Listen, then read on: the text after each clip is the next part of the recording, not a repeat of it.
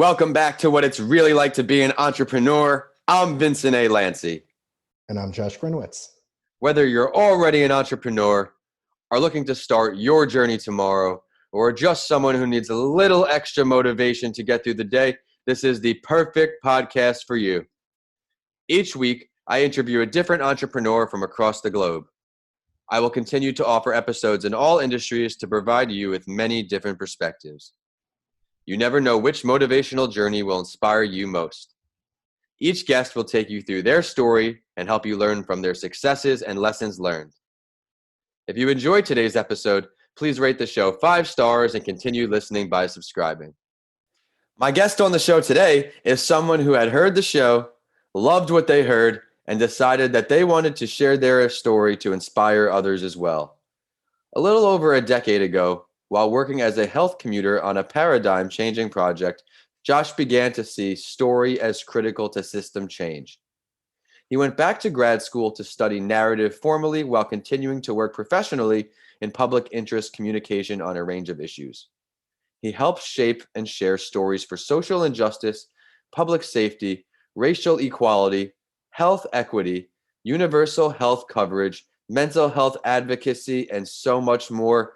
Issues are messy, but narrative gives us the structure to reimagine what's possible and see solutions. Today's guest is now the founder and, as he puts it, chief narrative strategist of Odd Duck, which is a boutique storytelling for social change communication firm. They work with nonprofits, NGOs, social impact startups, and issue-based documentaries. Allow me to now introduce Josh Gryniewicz. Josh, thank you so much for coming on the show. Vince, thank you for having me. I feel like there should be a crowd just like that was such a good setup. I feel like I'm giving a speech or something. Yeah, well, I appreciate the kind words, Josh. Would you mind please introducing yourself to our listeners a little further, but without giving too much of that entrepreneurial journey away? Absolutely, Vince. Well, you did a beautiful setup of my my elevator speech, so I don't feel like I have to go too much into that. I've really been doing the Odd Duck thing since 2018, but my background in the last decade or so has been in health communications and social change communications, which is really an outgrowth of public interest. Since 2018, I've been working primarily on storytelling for social impact and in the social impact space. Right now, we're doing a lot of stuff with violence prevention work and violence prevention organizations, public safety work, a lot of work around COVID as it relates to public health. One of the factoids that I heard, I don't know how verified this is, but before COVID hit, public health departments as far as like brand resonance or 68% of people didn't even know that they had a local public health department. They knew about, the CDC, they knew about the World Health Organization, but they didn't realize that in their own county, in their own cities, they had a public health department. That's 68%. So there's a lot of brand work that needs to be done there. And then also in the mental health space, which, we talked about before we jumped into the show, but, you're seeing a lot of anxiety, a lot of stress, a lot of depression that's, related to or in response to the social isolation or the dramatic uncertainty that comes with COVID. So working on a campaign related to that. And then 2 documentary films that I'm helping to push forward. One is Beyond the Bridge, which focuses on a solution to homelessness dubbed Housing First. And the other is Breath of Life Dresden, which actually follows an environmental landscape artist, Stuart Williams, who traveled to Germany during the 70th anniversary of the Dresden bombings to do a living sculpture there with lights, which is pretty compelling. So we're working on getting funding for both of those right now. Yeah. That's awesome. So you have your hands full. What led you to the documentary scene? I just see that as such an effective way to make impact and advance social issues. People, it's part and parcel of Odd Duck's mission of what we do. People resonate with narrative when they see somebody going through transformation, or they see what it's like or what's possible when an issue is actually changed. They gravitate to that. And I've seen firsthand the impact of documentary film on doing overall system change. So Well, I'm personally excited to see all that. I think you hit it on the head there, especially with COVID. A lot of Netflixers, a lot of Huluers, just documentary. So that may be an effective platform to reach that audience. But I think it would be a great time to now enter the Big Five. You certainly have me excited. On each episode, Absolutely. my guest and I will go over these 5 questions to help you, the listeners, learn what it's really like to be an entrepreneur. You ready to go? Absolutely. I feel like I'm on a game show. What do I win, Vince? What do I win? Well, the enthusiasm is certainly going to be appreciated by everybody listening on, because your stories and experiences are going to resonate and advance their entrepreneurial careers. But when did you realize that you either weren't happy with what you were doing, or you just needed some kind of change to truly start this entrepreneurial journey? Please share your story. Yeah, right on. So I would say, first of all, I've probably always been wired this way, if I'm completely honest with myself. But for me, it actually goes back to being 14, 15, seeing my dad laid off, the impact that had on the family, living off of, the charity and food pantries and so on. And he was laid off for a couple of years. That was a difficult struggle for us and for the family. So that's when I made the decision. I sort of wanted that autonomy, that agency to work for myself. It took a while to get there. It took a lot of traction. I'm definitely not 14 anymore. I'm not even 15. So it took a while to kind of get going. And I've been doing a lot of odd duck stuff or odd duck related stuff and freelance stuff as a side hustle for a while. But I always feel like I've sort of worked for myself throughout all of that. Yeah, usually before you actually launch the business, it's a ton of prereqs that you could have started earlier. People telling you, why aren't you starting? Why aren't you starting? When was it about where you started really finalizing thoughts for Odd Duck? What year was that towards the end of your corporate career? Sure. So I would say formally it was 2018, Yeah. really.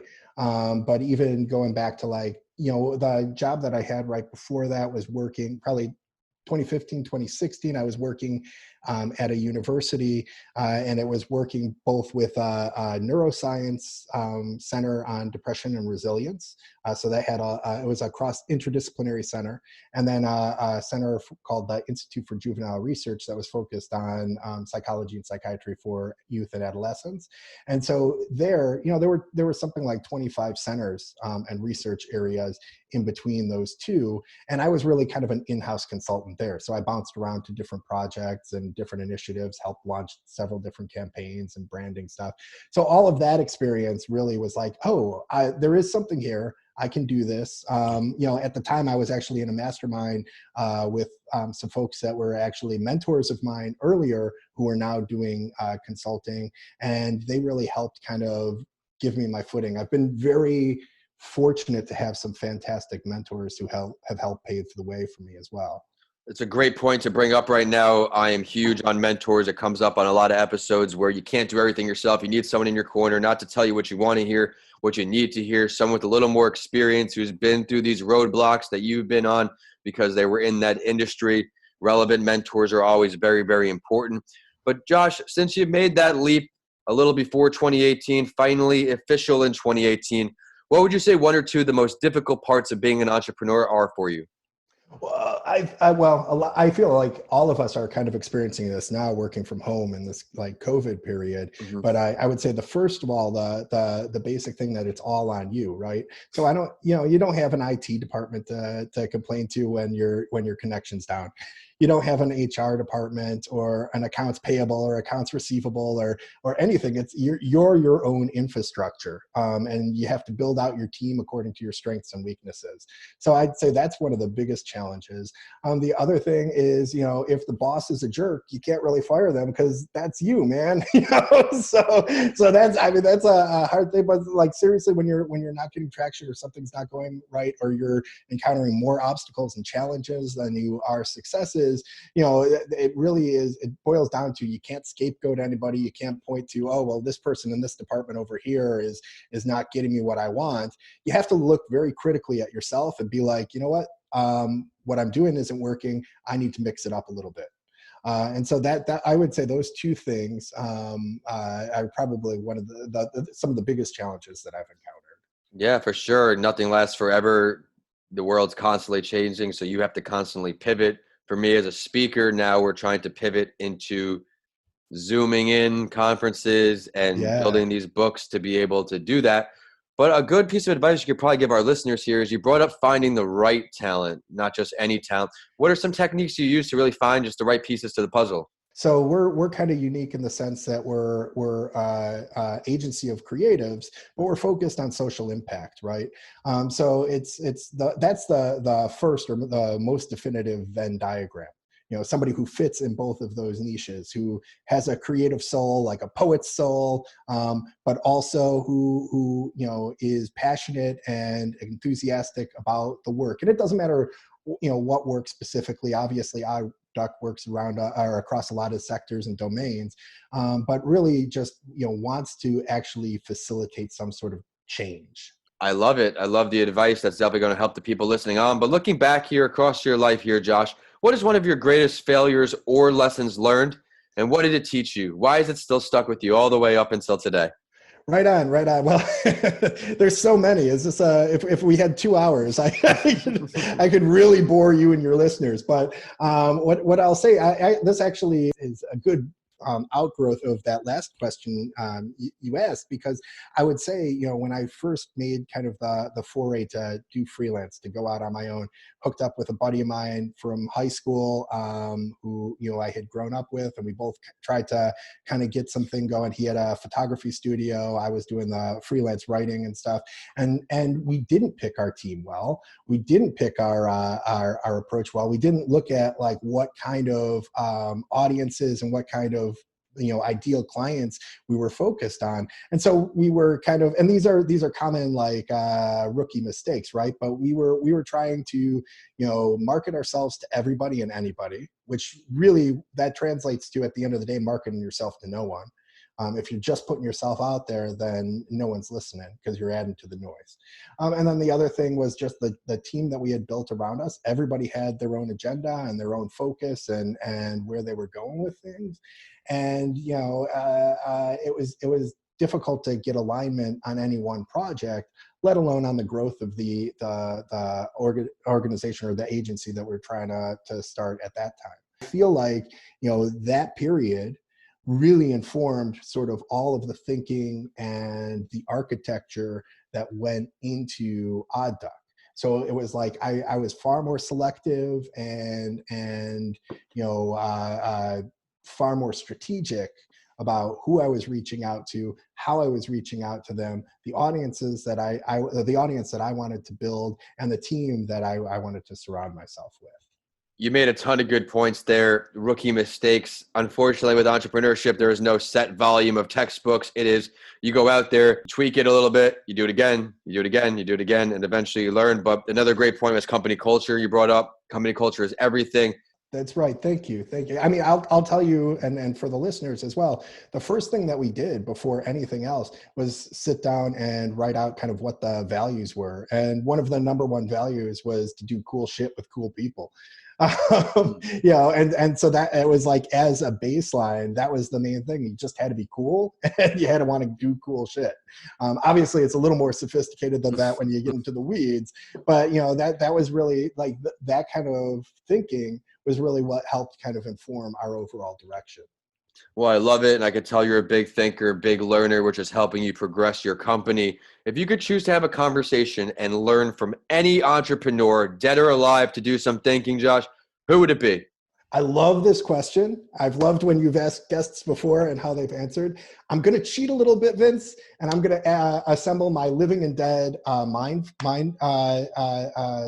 mastermind group, Okay. if that's okay. Yeah. I would say, and all of these folks, the common thread between them, they occupy a space in the creative world and they occupy a space in the business world.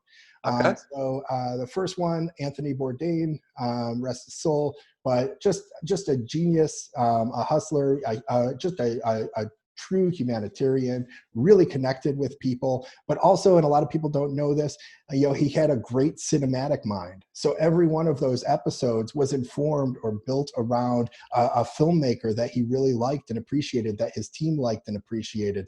And so when they were traveling around, they would choose what stylistically they wanted each episode to look like and to build with. But even going back to, isn't it awesome? Isn't it awesome? He talks about that, and he's talked about that in some of his interviews and stuff. But even going back, when he was first starting out and he was still a chef and being sent to Japan to like learn about cuisine there and meet up with restaurateurs there, he brought with him one of the hard-boiled detective novels that he wrote, and he was doing a book promotion on his off hours when he wasn't cooking in the kitchen, hustling. So I'm just that constant, like that entrepreneurial spirit for sure. Werner Herzog, I don't know if you've heard of him. Most people recognize him as like the villain from the Star Wars Mandalorian show. Or Jack Reacher. If you've seen Jack Reacher, he's opposite Tom Cruise. But this is a guy who was a filmmaker who spent the last 50 years making 70 films. I don't know many people who are that prolific. Half of them documentaries, half of them fiction films, and really building it out. But here's the kicker, and what makes him entrepreneurial is he built like his own kind of production studio around that when he was like around in his early 20s, because nobody would take him seriously as a filmmaker. He wasn't getting any traction. He wasn't being able to show his stuff. So he's like, you know what, forget about it. I'm going to do it myself. And he and his brother built a production studio, and then he just started churning out his own films through that. And then Ryan Holiday, I don't know if you're familiar with his work. But he was sort of the canary in the coal mine on a lot of the fake news stuff way back in like I think 2007 or 2010. He had written a book called Trust Me, I'm the Media or something like that. It's a really good, he's doing like a stoic thing. And so he's got like a kind of revitalizing those philosophies, but he's also, he's got his own agency when he's not writing. He's helping promote other authors and building out stuff like that. So if I could have those three just as my mastermind, that would be it. That would be on lock. I feel like I would be set up for life. Well, since you're a listener of the show already, you should know what's coming next. If you had to pick the location for one of these meets, where would it be? Oh, well, Anthony Bourdain, I think he was always fond of Asia. So somewhere in Southeast Asia or somewhere where he was comfortable with. And ideally, I would love to do it in a kitchen. I'd say Werner Herzog. He's originally from Germany. So anywhere that he was filming, though, he's one of the few filmmakers who's actually shot something on all seven continents. Wow. So I would pretty much, Antarctica would be a badass place to meet up with him. That's actually. right. That's where I would want to go. And then Ryan Holiday actually lives and works on a farm. So I guess on his farm would be pretty badass. That would be great, and you learn a lot to propel your career from all of those individuals. But let's look into the future here, Josh. We're going to look 1 year and 5 years out. Where do you see yourself and all of your entrepreneurial endeavors 1 year from today? Sure.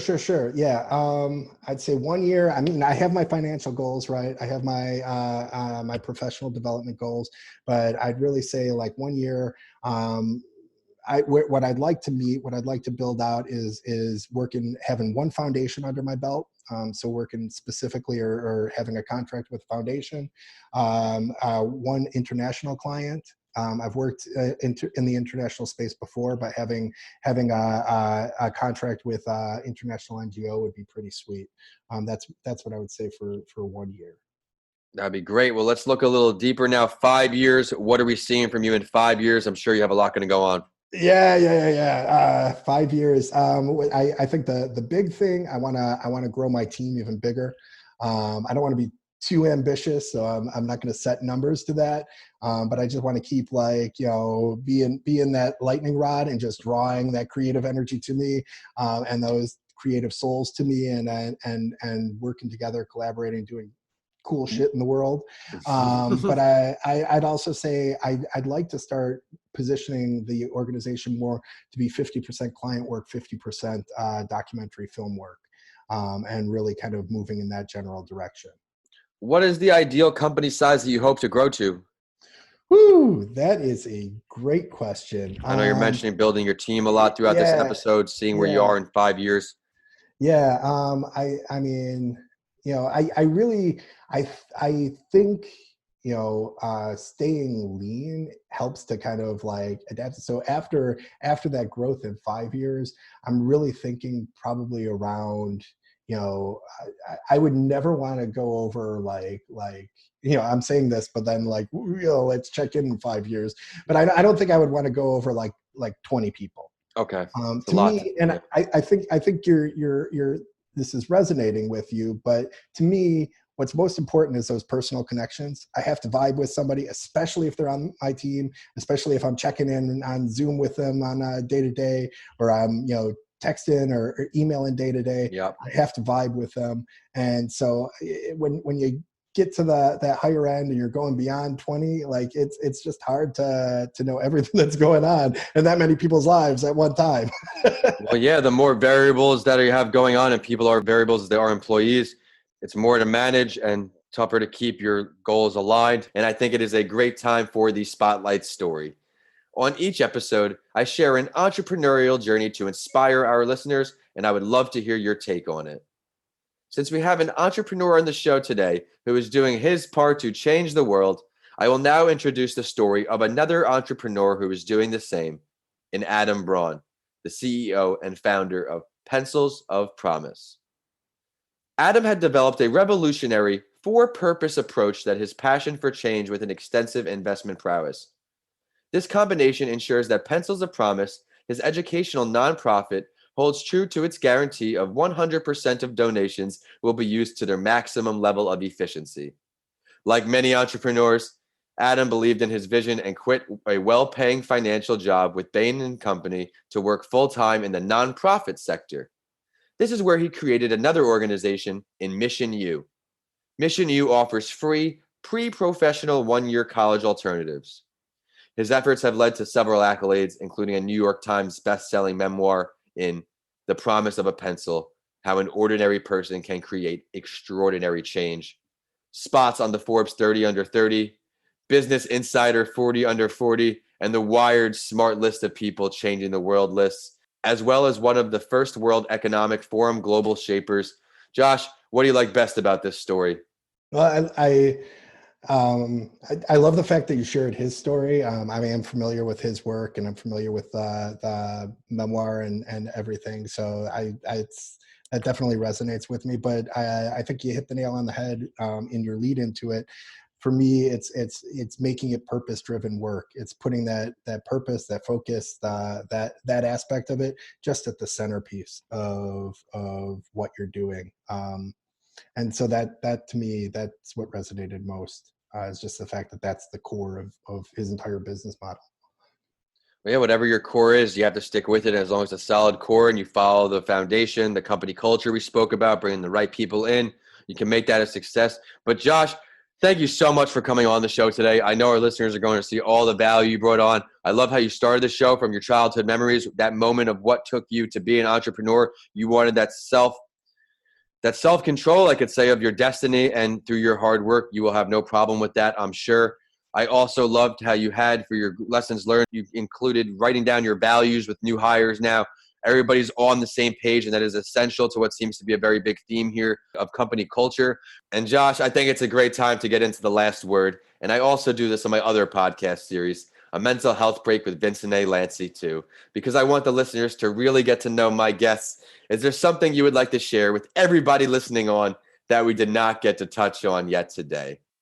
Well, first of all, it's cool because I am a listener and a guest, so it works that Yes. you. But I think the main thing, and because this is my jam, this is my purpose, is just to the importance of narrative to everything.